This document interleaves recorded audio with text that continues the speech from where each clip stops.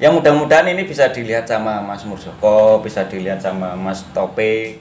Assalamualaikum warahmatullahi wabarakatuh. Jumpa lagi dengan saya Ari di channel MPA Official.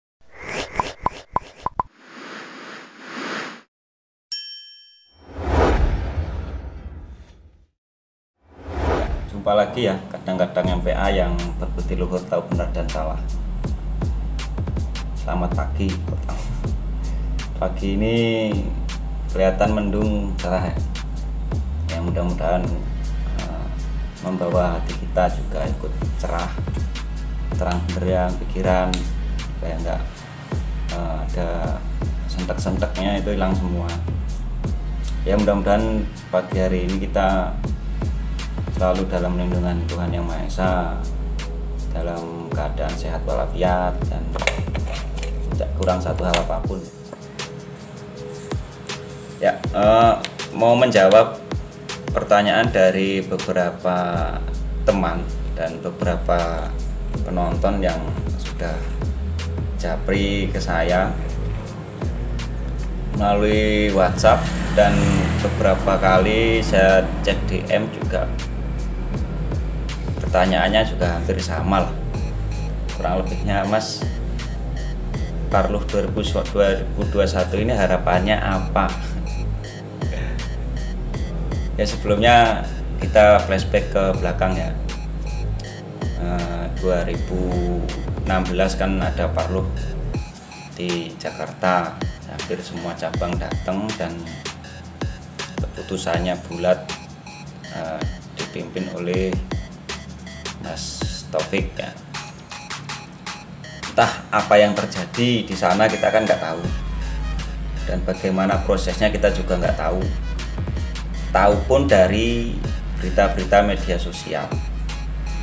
Ya, entah benar entah salah ya, fakta beritanya seperti itu. Jadi 2017 ada, menurut berita ini ada Rakornas 2017, rapat koordinasi nasional pada malam 1 Suro. Tiba-tiba tiba-tiba menjadi Parluh 2017 dan berhentikan Mas Taufik sebagai ketua umum dan memberhentikan Mas RB Wiono sebagai majelis luhur. Dari situ mulai gencar-gencarnya perbedaan antara 16 dan 17 dan memisahkan antara Mas Taufik dan Mas Murjoko beserta pengikutnya, ya termasuk kita-kita. Tapi kalau kita menyadari hal-hal yang sifatnya keorganisasian dan ajaran, bisa ibaratnya memilah-milah lah antara ajaran sama antara keorganisasian, itu insya Allah kita bisa kondusif. Jadi urusan pengurus biar diselesaikan sama pengurus, urusan ajaran ya kita tetap menimba ilmu kepada siapapun selama dia orang Esa Terakhir. Bahkan kita menimba ilmu nggak hanya sama orang Esa Terakhir doang kok, sama-sama orang Esa Winomo, Esa Panti, Esa Langbango, bahkan kepada siapapun kita bisa menggali ilmu tentang jati diri. Karena kan ajaran Esa juga mengenal jati diri berbudi luhur, kan slogannya gitu, kenal diri berbudi luhur. Nah caranya kenal diri ini bagaimana? Ya harus sering-sering kita melihat ke diri kita sendiri, harus sering-sering kita melihat kekurangan kita sendiri, sering-sering kita melihat apa yang ada pada diri kita sendiri, termasuk potensi, termasuk semuanya lah. Apa yang ada pada diri kita, bukan apa yang ada pada diri orang lain. Nanti kalau kita kenal diri kita sendiri, pasti akan mengenal dengan orang lain. Seperti itu ajaran Esa Terakhir menurut saya, yang saya pelajari dari beberapa senior. Kembali ke pokok pertanyaan, Mas. 2021 Parluh bagaimana? Kalau menjawab Parluh bagaimana ya yo namanya perapatan luhur ya harusnya semua pengurus SHTRAT bisa menghadiri rapat perapatan luhur. Namanya perapatan luhur kan semua, nggak hanya di Indonesia ya, yang ada di luar negeri, yang ada di ya pokoknya komisariat luar negeri, cabang-cabang di Indonesia, semua kalangan ya, nggak peduli itu dari 16, dari 17, semua kami harap bisa berkumpul, berdiskusi, berunding, ya kan, dipilih lah siapa yang bisa dipercaya, bukan dipercaya doang, yang bisa merangkul semua kalangan, baik dari yang bekas 16, bekas 17 ya. Kami harap 2021 ini ya bisa bersatu lagi, saling menurunkan ego masing-masing. Ya, yang suka keluar-keluar di media sosial cukup sampai sini. Ayo kita bareng-bareng benahi SHTRAT ini dari kita sendiri, dari diri kita mulainya. Kalau kita berharap dari orang lain ya susah. Ya kembali lagi, kenal diri, berbudi luhur, tahu benar dan salah. Itu tok patokannya. Kalau kita sudah mengenal diri kita, apakah kita sudah berbudi luhur? Oh belum, berarti kita nggak bisa mengoreksi kekurangan orang lain. Nggak boleh. Harus mengoreksi diri sendiri dulu, baru nanti akan kenal sama orang lain bagaimana.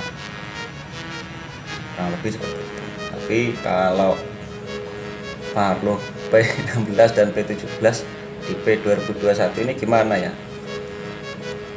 Gak bisa cerita apa-apa, om saya bukan pengurus, ya kan? Saya hanya pelatih amatiran levelnya, pelatih juga. Jadi hanya bisa berharap ya kita ini cuman bisa berharap bagaimana ke depan dalam Parlo 2021 ini yang hampir deket waktunya. Jadi ya inginnya kita itu dari pihak Mas Murjoko dan pihak Mas Taufik itu bisa berkumpul, berdiskusi, ya kan? Bagaimana baiknya. Udah masalah kemarin udah, namanya persaudaraan, selisih paham wajar, tapi jangan sampai membawa masalah ini ke akar rumput, termasuk kita anggota yang di bawah ini yang gampang diadu domba itu ya. Ya anggota-anggota di bawah ini, maksudnya dengar sesuatu dikit langsung dengar sesuatu dikit gitu. Kalau kita bisa mencerna apa informasi itu, kita cerna, kita teliti, kita saring, insya Allah nggak akan ada riak-riak perselisihan ya. Menurut saya namanya saya sama adik saya aja sering beratnya berdebat masalah sepele, masalah sendal, kayak masalah kaos lah, masalah baju lah, masalah peniti juga didebatin yo. Pernah, wajar. Itu namanya saudara seperti itu. Kalau nggak gitu nggak hidup persaudaraan.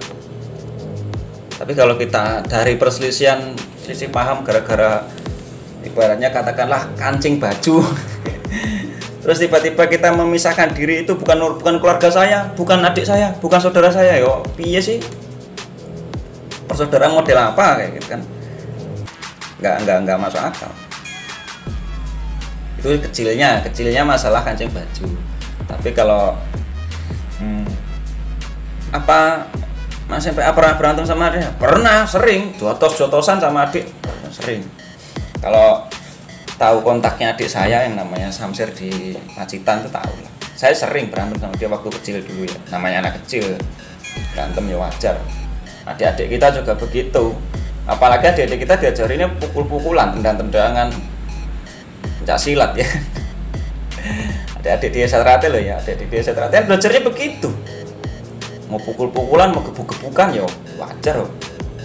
Yang penting kita bisa menurunkan ego kita yang nggak tahu ya, ibaratnya hanya melihat video, hanya melihat gambar atau dengar cerita, ya maklumi saja, karena situasi dan kondisinya saat itu kayak apa kita kan nggak tahu. Terus kita bukan korban, kita bukan pelaku, kok tiba-tiba kita baperan lihatnya kan, kok gimana ya sebagai warga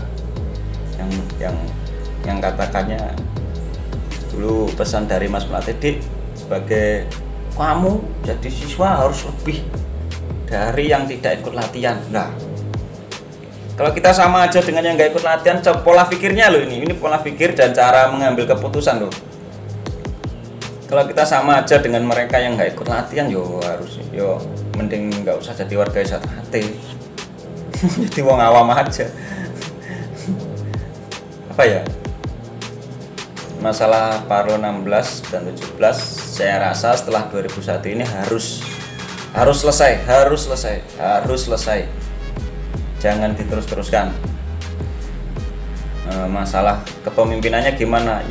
Para pemimpin ini saya harap baik Mas Murjoko, baik Mas Taufik bisa menurunkan ego, berkumpul, bertemu, salaman, rangkulan, udah di video, nanti tak viralkan nggak apa-apa, aku ikut viralkan nggak apa-apa, di video ya kan, ngomong adik-adikku, anggotaku yang tunduk dan patuh ya kan, ayo sama-sama kita rangkulan, sama kayak pemimpin nih, kayak saya sama Mas Murjoko atau saya dengan Mas Taufik sudah berdamai dan menyatakan PSHT hanya satu. Nah, ngono maksudku, pengennya kayak gitu. Yang mudah-mudahan ini bisa dilihat sama Mas Murjoko, bisa dilihat sama Mas Taufik, biar bisa terrealisasi ya. Ini boleh saya dibilang curhat, boleh saya dibilang baper, nggak apa-apa, saya dibilang apa terserah. Yang penting ini saya menyampaikan harapan saya. Oke lur, mudah-mudahan bisa dipahami semua kalangan, bisa dipahami oleh warga-warga SHT dari pihak P16 maupun P17. Sampai sini perjumpaan kita. Assalamualaikum warahmatullahi wabarakatuh.